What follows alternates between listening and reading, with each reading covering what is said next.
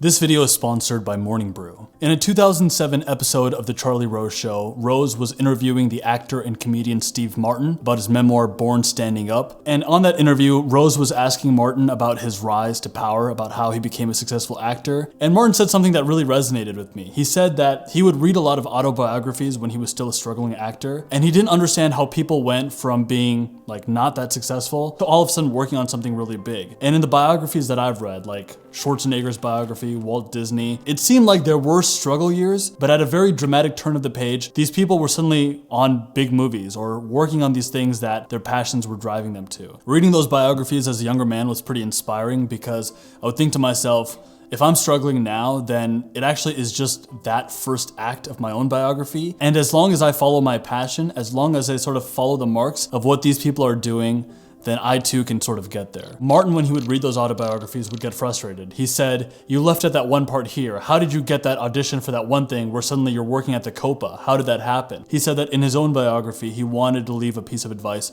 that actually covered that gap. And the advice was this: be so good they can't ignore you. To me, at least, this is pretty striking advice, but hard to implement, hard to act upon. And I could argue that if I'm aiming to become so good that someone can't ignore me, well, it's helpful for me to be passionate, right? I should inherently have a lot of love for something because then I can drive myself to become really good at it. But after years of heartache in chasing my first passion, which is mainstream acting, I am now of a different mindset. I had first began to come across this feeling that following my passion was a bit of a mistake when I was in a big acting class in the heart of Hollywood. There's something about being in a room with a bunch of wannabes, a lot of whom aren't that talented, at least that's the way it seemed to me at the time, but they are just like you. They had that same transformative experience around theater that I had. You see, when I was 6 years old and I got on the stage for the first time, it felt like a defining moment for me. There was a huge audience in front of me. It was like some talent show or some play that I was in, even at that young age. And I knew that I had complete command. I was really confident delivering the lines. I felt like I belonged there, that it was special to me, and that passion for the stage, it would become my purpose. But in that room in LA all those years later, seeing so many other people being as starry-eyed as I was, many of whom who had the exact same experience of being on the stage as a young kid and thinking that that was somehow significant, like that was destiny for them a little bit. I mean, it made me feel less special about my own experience with it. And I mean, not to be a jerk, a lot of those people in that acting class with me really sucked. They were not good, and yet they had that same level of passion as I did. I'm not sure why, but it made me think that the own significance that I put on my own theater experience, that experience of me being an actor, was somehow a delusion. Now I'm still passionate about acting, and it's my main love. It was the initial driving force for why I wanted to start this YouTube channel. I thought maybe one day it could be leveraged to me getting a Hollywood agent, because that's something that I've been struggling towards for years. But there are now two main reasons why I dislike the passion mindset. First, when you're passionate about something, you only are focused on what that occupation, what that work can do for you. It's all about you. It makes you hyper aware of what you don't like about things, leading to unhappiness. And here's an example of this. Most of the time when you're starting out your career, and maybe you're not as artistically driven as I am, you start out with entry-level work. Entry-level work is inherently not as exciting. You're not making big decisions. You're not a key player. A lot of it is the grunt work that you have to take on. And if in that moment you're thinking, am I passionate about this? Should I be driven by passion? If I don't love this, does that mean I'm not following my passion? You get stuck thinking that everything is about you when it just isn't. A lot of the work, even when we're working on things that we're passionate about, is grinding it out. You have to be willing to grind things out all the time, even in things that feel like they're your purpose. When you enter the working world with a passion mindset, the annoying tasks that you're assigned or the frustrations of corporate bureaucracy, it can become too much to handle, and you might find yourself in a place of just not having gratitude for how great it is that you even have this entry-level corporate job. Number two, and more seriously, the deep diving questions around the passion mindset, like, who am I? Is my art my work? Am I doing the right thing? Am I fulfilling some great destiny of becoming the next Christopher Nolan? It's often impossible to conform to the realities of the demands of life and work. I don't quite remember my reference for this. I'll put it in the description box. But there was a study in Canada where a bunch of college students were asked what they were passionate about. And the list of 5 was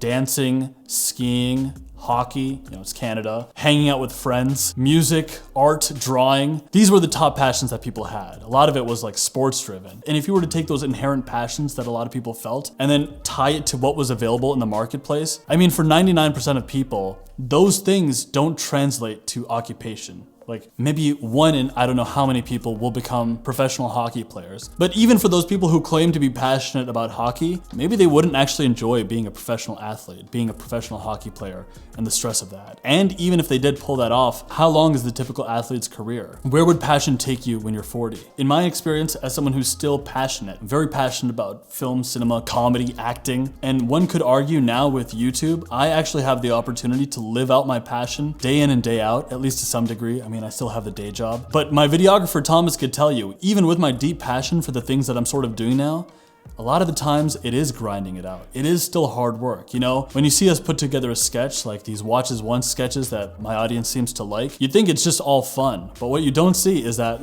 for every video that we put together that's really fun or delightful, or in retrospect is like something we can be proud of, there's many hours of just grinding it out, trying to find the joke. Give me the R.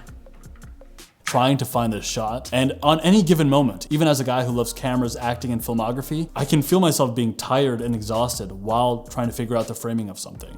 And I love it. And that's because the passion mindset, at least having that as your primary drive, is almost guaranteed to keep you perpetually unhappy and confused. And it's because you're always thinking about yourself. And it's funny that when Thomas and I are like out on a shoot, we like repeat this line to each other over and over again. We just say, show up to the work today. Like, do it for the discipline, do it for the discipline.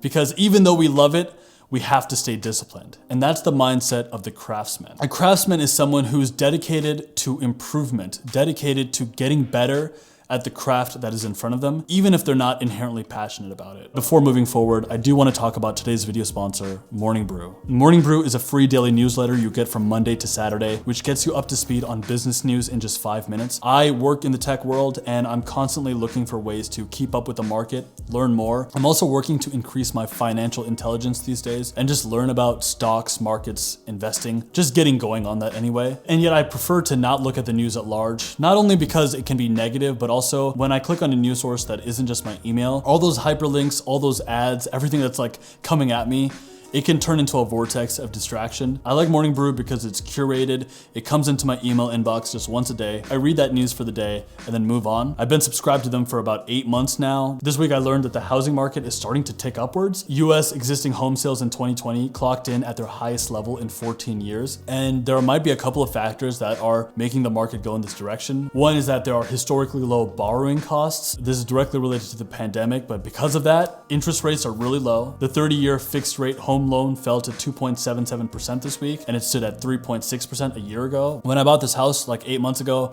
right as the pandemic was starting, I think I got it at like 3%. And some people think that because of the lockdown and people being cooped up in their apartments, the demand to get a bigger place, or just the thought process of wanting to get a bigger place increased. And so that's why the housing market is sort of succeeding, which I think is just really interesting to know. There's no reason not to subscribe to Morning Brew if you're interested in business, finance, or tech. It's completely free and it takes less than 15 seconds to subscribe. Click the link in the description box to subscribe to Morning Brew today, and thank you Morning Brew for sponsoring this video. Now, my craftsman's mindset is actually what initially got me into videography and filmography inherently. As I said earlier, my great passion is acting. I think that will probably still be #1, but as I was trying to grow an audience on YouTube, I realized that having great videography, having good cinematography is an asset. It's a way to separate you from others, potentially. And so I got into cameras and lenses just so I could make more pleasing videos. I guess I was still a little bit passionate because it's tangential to acting, but it wasn't like a deep passion for focal lengths and aperture and shutter speed. That's not where the depths of my passion came from. The love of beautiful images was always there, but it was much more driven from the actor's point of view. However, as I underhandedly developed the craftsman's mindset and gathered gear, learned about the art of filmmaking, I mean, I'm not amazing now, but I'm definitely much better than I was 7 months ago even. I can say that as my competence in filmmaking increased, so did my passion. My craftsman's mindset with filmmaking has sort of changed my passions to the degree now where instead of dreaming about becoming a successful actor, I now dream more about being a director or being a writer, or working with cinematography more, working more behind the lens. Now, you might think that's a meager example because acting and directing, they're so well connected. They're similar enough that you could argue that I'm actually just a product of passion anyway, but I noticed this in other terrains as well. For instance, I even noticed that my passion with my day job, which, as many of you know, I'm a software consultant by day, and that's how I pay the majority of my bills. One would think that my day job is like a source of boredom most of the time. And one of my great passions, which is YouTube, would be, where I'd want to put all of my energy. But that's not always the case. When I feel myself able to complete certain tasks or gain enough experience on a project so that people refer to me as a technical person, or as it was today, when a new person gets hired and I'm asked to train them up to do a knowledge transfer to them, and I'm seen as the expert on certain things, when I study for a certification that makes me more valuable, it's strange for me to acknowledge, but I find myself becoming passionate about my day job. I find myself becoming passionate about data management, CRM, Salesforce technology, just because competence makes me feel passionate. The shift from inherently being driven by passion to rather becoming a craftsman on the work you have available to you today, no matter what that work is, it's an exciting feeling. When you're a craftsman on the things that you can work on right now and the things you can find ways to improve upon right now, you can turn anything into a sort of meditation. And then, no matter what your work is, you can make it more meaningful. And making that shift